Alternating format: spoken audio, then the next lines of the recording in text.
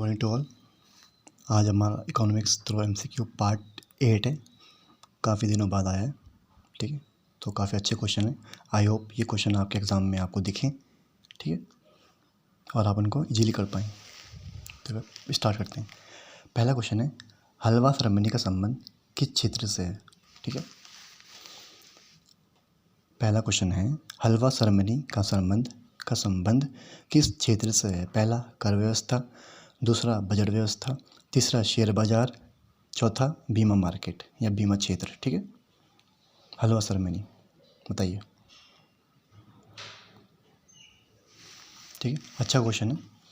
इसका आंसर क्या है? इसका आंसर है बजट व्यवस्था, ठीक है। बजट पास होने से पहले हलवा सेरेमनी की जाती है, ठीक है। अगर आप करंटली एक्टिव हैं तो आपने देखा भी होगा, ठीक है। और इस हलवे कौन बनाता है? वित्त मंत्री, ठीक है, जो समय कौन है? निर्मला सीतारमण जी, ठीक है। क्वेश्चन नंबर सेकंड, मुद्रा की पूर्ति के M1 तत्व में क्या शामिल है, ठीक है। सप्लाई ऑफ मनी के 4 कंपोनेंट होते हैं, M1, M2, M3, M4, ठीक है। तो पूछ रहा उसमें कि M1 में क्या शामिल होता है। पहला ऑप्शन है जनता के पास रखी करेंसी, दूसरा ऑप्शन है बैंकों की सावधि जमा, तीसरा ऑप्शन है पोस्ट ऑफिस की कुल जमाएँ, और चौथा ऑप्शन है इनमें से कोई नहीं। बताइए, अच्छा क्वेश्चन है, काफ़ी बार आता है क्वेश्चन। मुद्रा की पूर्ति के M1 तत्व में क्या शामिल है।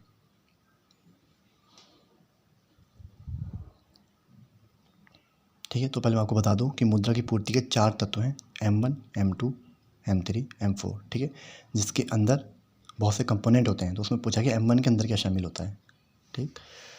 तो इसका आंसर क्या है? जनता के पास रखी करेंसी, ठीक है, ध्यान देना। अच्छा क्वेश्चन है, काफ़ी बार आता है क्वेश्चन, ठीक। बाकी जैसे यहाँ लिखा ना बैंकों की सावधि जमा, तो उसको क्या बोलते हैं? टाइम डिपॉजिट ऑफ बैंक्स, ठीक है।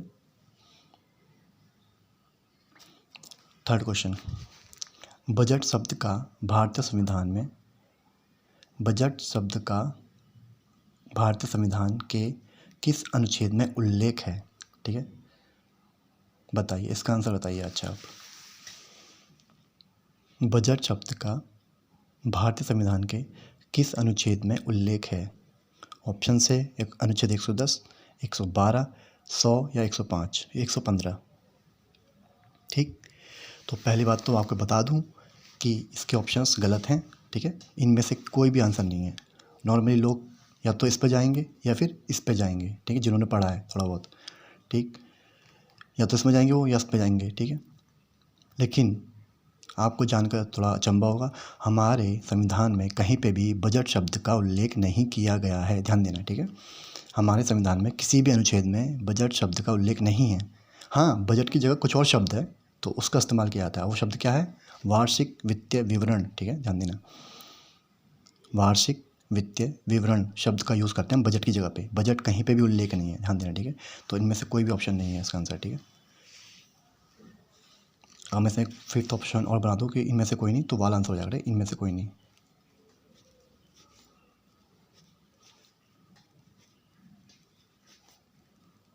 ठीक। इनमें से कोई नहीं, मतलब हमारे संविधान में इसका उल्लेख ही नहीं है, ठीक है, ध्यान देना। बाकी अगर आपसे पूछता कि वार्षिक वित्तीय विवरण किस अनुच्छेद में है, तब इसका आंसर 112 होगा, ध्यान देना। जब आपसे पूछता है कि वार्षिक वित्तीय विवरण का उल्लेख किस अनुच्छेद में है, तब इसका संबंध होगा अनुच्छेद 112 से, ठीक है। बजट शब्द कहीं भी नहीं दिया है, फिर ध्यान सुन लो, बजट शब्द हमारे संविधान में कहीं उल्लेख नहीं है, ठीक है। बजट शब्द की जगह आपको एक शब्द देता है वार्षिक वित्तीय विवरण, ठीक है, जिसको बोलते हैं एनुअल फाइनेंशियल स्टेटमेंट, ठीक है। क्वेश्चन नंबर 4,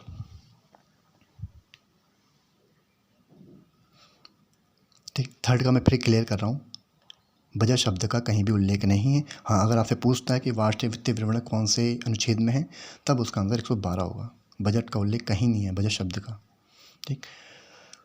क्वेश्चन नंबर 4, एकल बैंकिंग प्रणाली सिंगल बैंकिंग सिस्टम किस देश में लोकप्रिय है, ठीक है।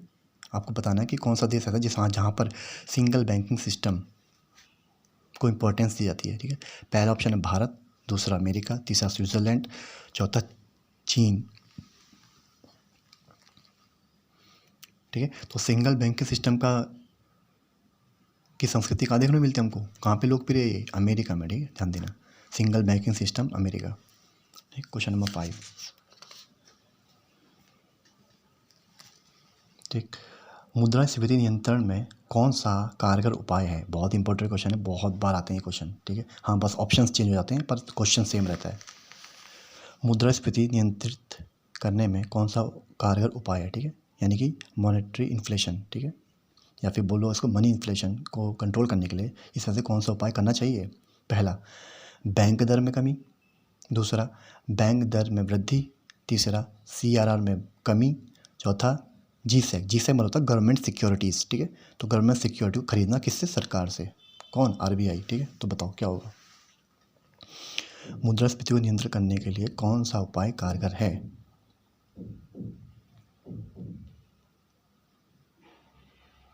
बताइए। इसमें आंसर क्या है? इसमें आंसर है बी, बैंक दरों में आपको वृद्धि करनी पड़ेगी। ठीक है, देखो क्या होता है मुद्रास्फीति में, क्या होता है जो मार्केट में है लोगों के पास बहुत सारा पैसा एक आ जाता है। ठीक है, जो मार्केट में पैसा है ना लोगों के पास बहुत ज़्यादा आता है, तो उसको कम करना है। ठीक है, अब आप बैंक दर कम करोगे, मतलब जब पहला ऑप्शन है बैंक दर में कमी, और जब आप बैंक दर में कमी कर दोगे फिर तो लोग और ज़्यादा पैसे लेंगे बैंक से। ठीक है, तो मार्केट में पैसा बढ़ जाएगा।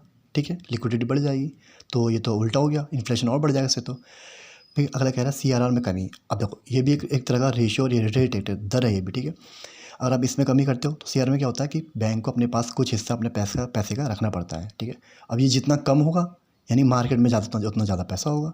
ठीक है, समझ में आ रहा है? ये जितना कम होगा ना मार्केट में उतना ज़्यादा पैसा सर्कुलेट करेगा, जो कि इन्फ्लेशन को बढ़ाएगा, घटाएगा नहीं। ठीक है, अगला है गवर्नमेंट सिक्योरिटी को खरीदना सरकार से। ठीक है, RBI जब सरकार से गवर्नमेंट सिक्योरिटी खरीदेगी तो उसको कुछ देगी भी पैसा उसकी जगह पे। ठीक है, और जब पैसा देगी तो मार्केट में पैसे का फ्लो बढ़ जाएगा, जबकि हमें तो कम करना है, इसलिए इसका ऑप्शन बी होगा। ठीक है, बैंक दर में वृद्धि करेंगे तो लोग पैसा कम लेंगे बैंक से, और पैसा कम लेंगे तो पैसा सर्कुलेट कम होगा मार्केट में। ठीक, अगला, वर्तमान में भारत के मुख्य आर्थिक सलाहकार कौन है? चीफ इकोनॉमिक एडवाइज़र इस समय कौन है भारत के? बताइए। पहला है NK सिंह, दूसरा है V अनंत नागेश्वरन, थर्ड है अनूप सिंह और फोर्थ है Shaktikanta Das. Chief economic adviser कौन है इस समय? ठीक है, उसका आंसर क्या है? V आ सकता है। ठीक, करंट अफेयर्स के अंडर में। क्यों? क्योंकि हाल ही में आपके बजट पेश हुए हैं। ठीक है, V अनंत नागेश्वरन। ठीक है, ध्यान देना। क्वेश्चन नंबर 7, आय स्फीति क्या है? ठीक है, इनकम इन्फ्लेशन। ध्यान देना, ऊपर क्या था? मॉनेटरी इन्फ्लेशन, ये क्या है? Income inflation. ठीक है, तो अंतर है दोनों में। आय स्फीति क्या है? पहला ऑप्शन, अर्थव्यवस्था में मौद्रिक आय का बढ़ना। दूसरा, कीमतों में अचानक वृद्धि। तीसरा, मांग में अचानक कमी। और चौथा, मौद्रिक आय में कमी। बताओ आय स्फीति क्या होगा? ठीक है, तो इसमें क्या क्या आंसर है? इसका आंसर है पहला, अर्थव्यवस्था में मौद्रिक आय का बढ़ना। ठीक है, ध्यान देना, उसको बोलते हैं इनकम इन्फ्लेशन। ओकन का नियम किससे संबंधित है? ठीक, बताना आपको ओकन का नियम किससे रिलेटेड करता है? पहला, मांग और आपूर्ति से। ठीक है, दूसरा, आयात और निर्यात से। तीसरा, बेरोजगारी और वृद्धि से। चौथा, गरीबी और बेरोजगारी से। ठीक है, ओकन का नियम किससे जुड़ा हुआ है? ठीक है, तो इसका आंसर क्या है? बेरोजगारी और वृद्धि से, यानी कि अनएम्प्लॉयमेंट और ग्रोथ रेट या ग्रोथ। ठीक है, इससे रिलेटेड है ओकन का नियम, ध्यान देना। 9th, देखो एक क्वेश्चन और आ गया, अभी पीछे भी आया था आपसे, अब एक और क्वेश्चन और आ गया। देखो, मुद्रास्फीति पर नियंत्रण हेतु RBI क्या उपाय करेगी? देखो क्वेश्चन सेम है लेकिन ये चेंज हो गए। ठीक है, तो ये बोलो, ये क्वेश्चन आएगा हर बार लेकिन इसके जो ऑप्शन है हमेशा चेंज हो जाएंगे, तो इसमें इस अलग क्वेश्चन में थोड़ा सा अलर्ट रहना पड़ता है। और जो कंसेप्ट समझ गया वो इजीली समझ जाएगा। ठीक है, जो नहीं समझ पाया वो नहीं कर पाएगा। ठीक है, मुद्रास्फीति पर नियंत्रण हेतु RBI क्या उपाय करेगी? पहला, बैंक दर में कमी। दूसरा, CRR में कमी। तीसरा, देखो GSEC के बाद क्या बताया था मैंने? गवर्नमेंट सिक्योरिटी को बेचेगी या फिर गवर्नमेंट सिक्योरिटी खरीदेगी, फोर्थ ऑप्शन है। ठीक है, बताओ। इन्फ्लेशन कम करना आपको कैसे होगा? यानी कि क्या, मार्केट में जो पैसा घूम रहा है उसको उठाना पड़ेगा भाई RBI को, यानी जो मार्केट में पैसा है, लिक्विडिटी है, उसको कम करना पड़ेगा मार्केट से। तो उसका तरीका क्या हो सकता है?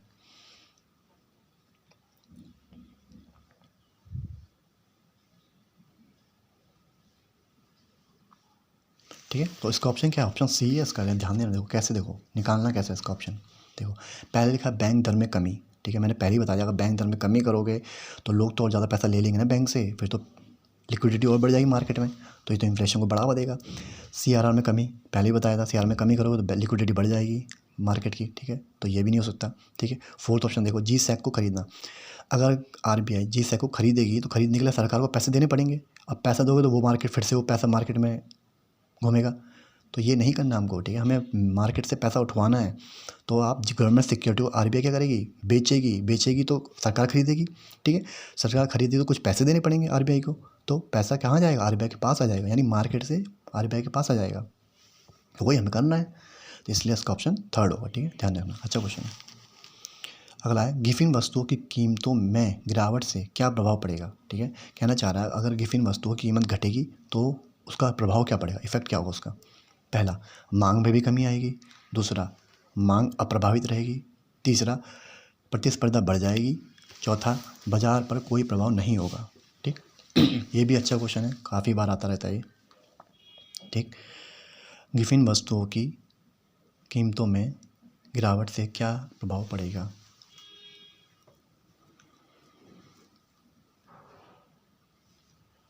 ठीक, बताइए। इसका आंसर है पहला, ठीक है, मांग में भी कमी आ जाएगी। अगर इसकी कीमत गिरने लगेंगी तो मांग में भी कमी आ जाएगी, जबकि लॉ ऑफ डिमांड, मांग का नियम क्या कहता है कि कीमतें गिरने पर मांग बढ़ जाएगी। लेकिन ध्यान देना, गिफिन वस्तुओं के केस में लॉ ऑफ डिमांड फॉलो नहीं होता, ठीक है। फिर बोल रहा हूँ, गिफिन वस्तुओं के केस में लॉ ऑफ डिमांड फॉलो नहीं होता है, ठीक है। इसलिए इनकी कीमत बढ़ने पर इनकी मांगें बढ़ जाती हैं, इनकी कीमत घटने पर इनकी मांगें घट जाती हैं, ठीक है। आई होप आपको समझ में आया होगा। नेक्स्ट, लास्ट आज का क्राउडिंग आउट प्रभाव या फिर क्राउडिंग आउट इफेक्ट, ठीक है, बहुत ही इंपॉर्टेंट है, काफ़ी बार आता रहता है। इकोनॉमिक सर्वे में ये वर्ड आप काफ़ी बार पढ़ोगे, अगर कभी इकोनॉमिक सर्वे पढ़ोगे तो, ठीक है, के अंतर्गत क्या देखने को मिलता है, ठीक है। जब, यानी कहना चाह रहा है जब मार्केट इकोनॉमी में क्राउडिंग आउट प्रभाव अवेलेबल हो तो आपको क्या देखने को मिलेगा। पहला, निजी निवेश में बढ़ोतरी, निजी निवेश में कमी, सरकारी खर्चों में कमी या ब्याज की दरों में कमी। बताइए, ठीक है। तो इसका आंसर क्या है, जब आप क्राउडिंग आउट इफेक्ट होगा तो फिर आपको क्या देखने को मिलेगा, इसका परिणाम निजी निवेश में कमी हो जाती है, ठीक है, ध्यान देना। सेकेंड वाला, ठीक है, निजी निवेश में कमी। तो होता क्या है, क्राउडिंग आउट इफेक्ट के अंतर्गत, ठीक है, सरकारी खर्चों में बढ़ोतरी हो जाती है जिसके कारण ब्याज की दरें बढ़ जाती हैं, जो निजी निवेश को कम कर देता है। मैं फिर से बोल रहा हूँ, क्राउडिंग आउट प्रभाव के अंतर्गत सरकारी खर्चों में वृद्धि होती है जिसके चलते ब्याज की दरों में भी वृद्धि हो जाती है, इसलिए निजी निवेश में कमी हो जाती है, ठीक है। तो इसका अल्टीमेट इफेक्ट क्या होता है कि यानी कि निजी निवेश जो होता है वो कम आने लगता है, ठीक है। तो यही ऑप्शन है कि निजी निवेश में कमी, ठीक है। तो आज का इतना था। आई होप ये क्वेश्चन आपको बहुत अच्छे लगे होंगे। आई होप कहीं ना कहीं आप इनको देखने को जरूर मिलेंगे इन फ्यूचर, या आप पास्ट में मिले होंगे, ठीक है। तो ज़्यादा से ज़्यादा शेयर करें इन क्वेश्चंस को, ताकि आने वाले कंपटीशन में आपकी हेल्प हो सके और औरों की हेल्प हो सके। Thank you.